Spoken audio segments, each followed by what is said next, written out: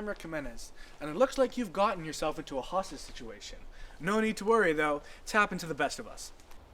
Luckily for you, your captor has chosen to challenge you with the Dalgona cookie challenge. A fairly simple cookie to make that just requires two ingredients, white granulated sugar and baking soda.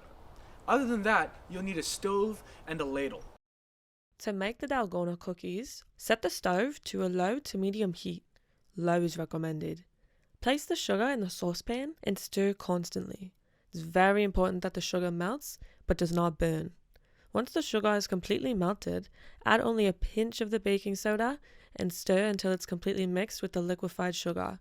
Once done, pour the cookie batter onto a parchment paper and let cool just enough to push the shape desired into the cookie while keeping it intact.